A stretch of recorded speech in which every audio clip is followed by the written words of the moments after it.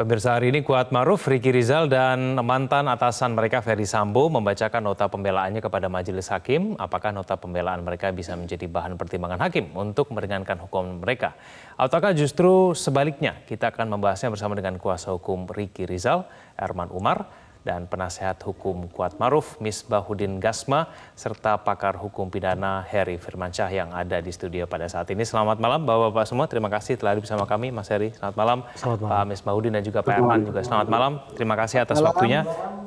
Ya, baik, saya ke Mas Heri dulu. Mas Heri, dalam sebuah pledoi itu apa kemudian yang akan dipertimbangkan hakim untuk kemudian bisa nanti mempengaruhi putusannya?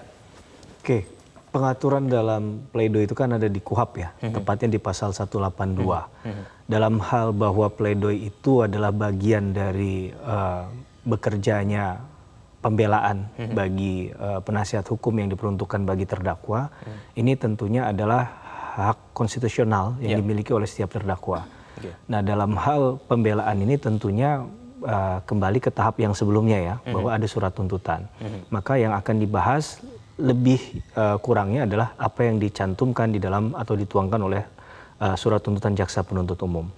Biasanya akan juga menyinggung fakta-fakta persidangan yang dianggap menguntungkan tapi kemudian tidak dimasukkan dalam surat tuntutan oleh penasihat hukum, atau hal-hal lain yang dianggap seharusnya dipertimbangkan tapi tidak dipertimbangkan. Ini jadi ingin didorong untuk disajikan agar ada hal-hal yang tadi kata Mas Egan, hal-hal yang meringankan. Sehingga kalau kita lihat pada hari ini ya tentunya sudah bisa kita tebak sebenarnya ya. Pasti pledoi itu bicara tentang keyakinannya bahwa dia tidak bersalah. Bahkan tidak tahu apa persoalan yang sebenarnya. Bahkan kalau tadi agak ekstrim itu apa yang dikatakan oleh terdakwa Kuatmaruf kan di persidangan, bahwa dia sampai detik ini pun nggak tahu mengapa dia sampai didudukan di kursi pesakitan. Padahal prosesnya tidaklah sebentar itu ya. Mungkin catatannya sudah hampir 5 bulan lebih proses hukum ini berjalan kepada para terdakwa, bukan hanya Kuatmaruf. Jadi dalam hal ini yang ingin mereka sampaikan tentulah bahwa mengetahui bahwa di perbuatan pidana itu yang paling penting adalah unsur kesalahan. Mas Ega. Unsur kesalahan itu yang coba akan dibantah habis-habisan. Ekstrimnya bahkan tadi kan tidak mengetahui sama sekali persoalan hukum. Mas Heri, baik Kuatmaruf maupun Ricky Rizal dalam pledoinya mengatakan tidak punya motif pribadi, tidak ada masalah dengan Yosua, lalu kemudian tidak tahu mengenai skenario dari Ferdy Sambo, tapi kemudian dari fakta persidangan mereka punya peran yang kemudian akhirnya mengakibatkan Yosua terbunuh. Apakah kemudian dengan fakta-fakta persidangan Anda mereka bisa bebas dari tuntutan? Kalau menjaga asa pasti kalau ditanya ke kuasa hukum saat ini, mereka yakin tetap ada kesempatan itu kan. Namanya prosentase mungkin saja Mas Egan. Tapi kalau melihat dari keyakinan jaksa, saya kembali kepada sistem peradilan pidana yang menuntut ini kan jaksa ya. Jaksa dengan keyakinannya, bahkan dengan fakta persidangan yang sudah muncul, dihadirkan keterangan saksi sampai puluhan, keterangan ahli juga puluhan, barang bukti yang dihadirkan juga tidak 1-2 begitu ya. Ada CCTV juga, ada banyak hal yang kemudian bisa dijadikan pertimbangan. Keyakinan jaksa tidak keluar dari 340 KUHP.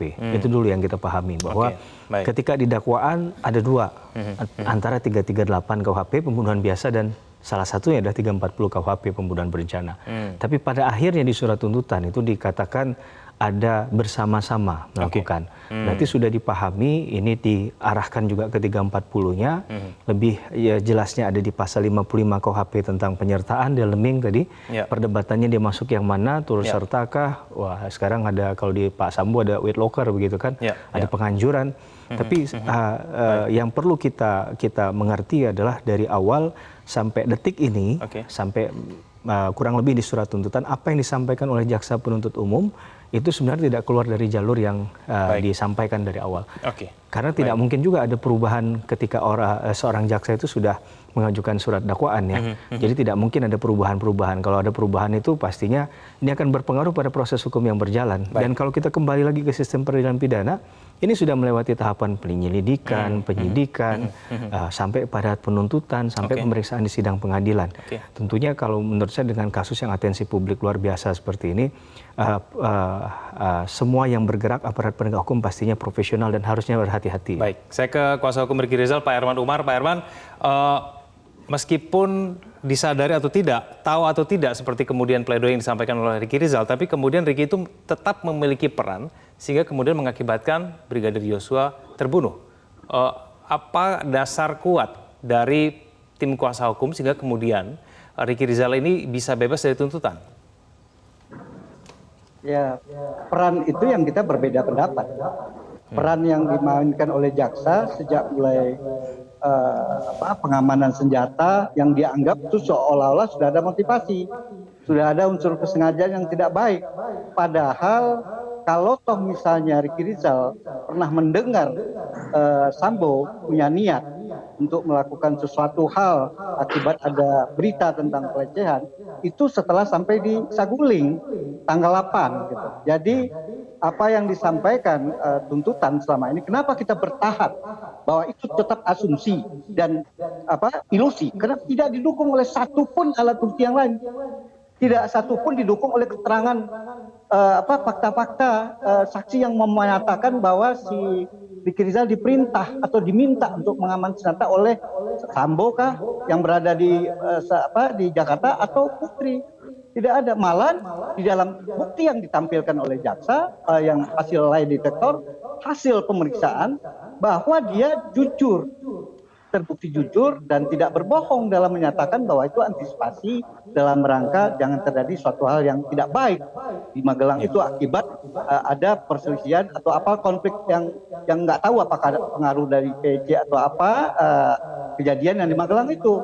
Nah, itu bukti yang sebenarnya dari jaksa untuk umum tampilkan gitu. Nah, yang kedua masalah di jalan gitu, seolah-olah mengawasin, mengontrol si di perjalanan. Nah, padahal si Joshua sendiri malah masa nyaman. Harusnya Joshua itu masuk mobil yang dia berangkat dari Jakarta dengan mobil Ibu Putri. Nah, pada saat dia balik naik mobil dari dari Magelang ke Jakarta, si Ricky karena menjaga rumah, karena dia tugasnya di sana di Magelang, dia yang naik mobil terakhir. Dia naik ke mobil itu, Joshua sudah ada. Dia membayangkan kenapa dia taruh senjata si Joshua di mobil yang satu, karena Joshua dari Jakarta sudah situ naik mobilnya satu, yang mobil yang lain lagi. Yang ini tidak ada. Nah, jadi di sini dalam tuntutan jaksa, dalam dakwaan kemudian dituntut yang tanpa didukung oleh bukti yang kuat, makanya kita bertahan itu adalah asumsi dan ilusi. Begitu juga masalah bahwa dia diminta, ya artinya ini permintaan membackup, menembak sudah ditolak. Sekarang dia misalnya masih hadir, itu bukan melawan hukum karena dia masih ada jabatan, masih di bawah perintah, dan dia juga masih pengen apa yang disampaikan oleh Sambo mau klarifikasi, dan belum pernah Sambo menyampaikan kepada dia waktu itu akan dia tembak oleh di daerah di Duren 3 itu, atau ada skenario apalagi yang lain nggak pernah. Kemudian masalah Ricky si Richard dipanggil nggak tahu juga apa hasilnya gitu. Jadi kalau kita menganggap itu bukan peran, jadi bukan berarti kita harus melihat unsur.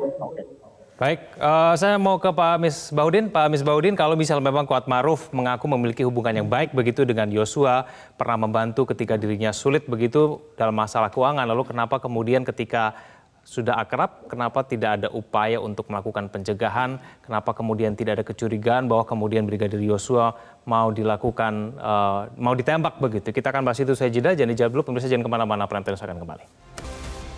Kembali bersama kami di Prime Time News, saya ke Pak Misbahudin. Pak Misbahudin, kalau misal memang dekat begitu hubungan personal antara Kuatmaruf dengan Yosua, kenapa kemudian tidak melakukan pencegahan dan tidak ada kecurigaan sama sekali begitu? Ya, jadi gini, apa yang disampaikan oleh klien kami tadi bahwa dia dekat dengan Yosua, yang dia mau menyatakan bahwa tidak ada motif sama sekali ya, ada dalam diri klien kami untuk menghabisi nyawa Yosua. Fakta dari 50-an saksi yang dihadirkan di persidangan, tak satu pun yang menyebut keterlibatan Kuatmaruf. Tak ada bukti lain juga yang mendukung ke arah itu. Jadi bagaimana mungkin kemudian klien kami bisa mencegah hal itu ketika dia tidak tahu sama sekali bahwa akan ada pembunuhan. Fakta lainnya adalah dia tidak pernah berkomunikasi dengan Verdi Sambo untuk merencanakan hal ini, baik dari Magelang maupun sampai di Indonesia. Misalnya saja bukti yang dihadirkan oleh jaksa penuntut umum di persidangan mengenai alur komunikasi yang dilakukan oleh Verdi Sambo. Sama sekali tidak ada nomor telepon Kuat Ma'ruf di dalam. Satu. Kemudian kedua, asumsi jaksa yang dalam tuntutannya yang kami catat ada 12 poin yang diarahkan ke klien kami. Salah satunya adalah bahwa Kuat Ma'ruf disebut dia naik ke lantai 3 untuk menerima instruksi dari Ferdi Sambo. Tak ada fakta sama sekali yang membuktikan hal itu. Betul bahwa klien kami naik ke lantai 3. Tapi apakah kemudian dia naik untuk menerima instruksi dari Ferdi Sambo? Sekali tak ada arah situ. Durasi waktu 3 menit yang dipakai oleh klien kami untuk naik turun tangga hanya habis, dan kita kan saksikan di persidangan. Hanya habis untuk dipakai naik turun tangga. Bagaimana mungkin dia bertemu dengan Ferdi Sambo untuk menerima instruksi yang mau menghabisi nyawa Pak orang? Misbahuddin, Satu-satunya pertemuan yang pernah dilakukan oleh klien kami dengan Ferdi Sambo adalah ketika Ferdi Sambo sampai di Duren 3 kemudian menyatakan bahwa tolong panggil Ricky dan Joshua. Hanya itu saja. baik, Pak Misbahuddin, kenapa kemudian klien Anda merasa perlu mengungkap bahwa dirinya keberatan dengan dituduh berselingkuh dengan Putri Chandrawati? Iya betul. Ini sebetulnya kan hanya mainan atau opini yang beredar di luar saja. Tak ada satupun fakta yang membenarkan hal itu. Berita mengenai ini kami sudah laporkan ke Dewan Pers, dan yang bersangkutan, media yang bersangkutan sudah meminta maaf kepada kami dan sudah minta maaf kepada Kuat Ma'ruf bahwa berita itu didapatkan dari hasil kumpul-kumpul bersama wartawan yang lain. Kuat Ma'ruf selingkuh dengan ini. Nah, fakta apa yang kita mau bantah ketika orang yang menulis berita itu kemudian sudah membantah bahwa klien kami Oke, saya ke Mas Heri. Mas Heri, apakah kemudian ketika tidak memiliki motif pribadi, tidak punya masalah dengan korban, bisa cukup untuk membebaskan mereka dari tuntutan? Sekali lagi kita menghormati dan menghargai pembelaan masing-masing ya. Tapi kan hakim yang menilai ini semua, dan hakim nggak hanya menilai pastinya dari pledoi saja, Mas Egan. Bahwa pembuktian yang dari awal dimulai sebagai jantungnya hukum pidana dalam proses penegakan hukum pidana, ini kan yang menjadi perhatian hakim tentunya ya. Bukan berarti hanya melihat dari bahwa di akhir di pledoi dikatakan bahwa dia tidak punya motif. Yaitu hak dari terdakwa. Sekali lagi kita ingatkan ada asas non self incrimination. Mereka itu tidak boleh dipersalahkan atas kesalahan yang mereka lakukan. Dan itu dibenarkan dalam undang-undang, sehingga hakim tentunya tidak hanya menyandarkan dari apa yang disampaikan oleh terdakwa. Tapi mungkin bisa jadi pertimbangan, tapi bukan berarti itu satu-satunya cara dalam pendekatan. Kita lihat alat bukti saja itu satu dari sekian. Dalam pasal 184 KUHP sekali lagi ada 5 alat bukti yang sah selain dari keterangan terdakwa. Ada saksi kemarin sudah saya bahas tadi kan, ada keterangan ahli, ada petunjuk di situ, ada juga surat begitu. Jadi ini juga perlu untuk digali lebih jauh. Masalahnya kita bicara tentang proporsi dari masing-masing perbuatan yang dilakukan oleh orang tersebut, yang coba untuk distrukturkan, diformalkan oleh jaksa penuntut umum melalui surat tuntutannya. Misalnya, apakah ada orang yang dipanggil itu mengetahui bahwa akan ada katakanlah suatu hal yang membahayakan keselamatan si orang yang akan memproses panggilan tersebut. Kemarin kan ada pernyataan bahwa Ricky Rizal dipanggil oleh Sambo dan kemudian diberikan opsi ya, katakanlah berani nggak untuk melakukan tindakan semacam ini, dan langsung dijawab tidak berani. Nah, kemudian akhirnya dipanggillah Eliezer. Nah, ini pengetahuan semacam ini kemudian berakhirnya proses tadi itu dengan meninggalnya seseorang, ini kan yang perlu digali. Sejauh mana pengetahuan hal itu, karena yang tahu saya yakin hanya terdakwa dengan Tuhan saja, karena nggak ada bukti dari handphone tadi, media komunikasi, CCTV-nya sudah nggak ada. Ini hal yang menurut kita juga kita pahamkan kepada hakim juga menurut saya dengan perkara-perkara yang sudah mereka sering tangani, mereka tahu kompleksitas dalam hal penanganan perkara ini. Jadi perkara ini nggak mungkin hanya menyandarkan dari keterangan terdakwa, apalagi menerima mentah-mentah dengan mengatakan bahwa mereka tidak bersalah, mereka tidak sama sekali mengetahui. Baik. Singkat saja ke Pak Herman, yang tahu hanya terdakwa dan Tuhan saja karena bukti CCTV-nya tidak ada. Bagaimana kemudian, Pak Herman? Singkat. Ya, kalau toh dia mengetahui, kemudian dia sudah menolak, itu bukan sesuatu ini. Dan ini bukan delik omission. Kalau delik omission kayak ada makar gitu, itu boleh. Tapi kalau ini udah jelas deliknya harus memenuhi semua unsur, termasuk juga turut serta itu. Kalau hanya berpendapat atau apa saja, jadi tapi benar apa yang Pak Firman bilang, dia majelis hakim tidak mengandalkan hanya apa yang disampaikan oleh penasihat hukum terdakwa maupun terdakwa.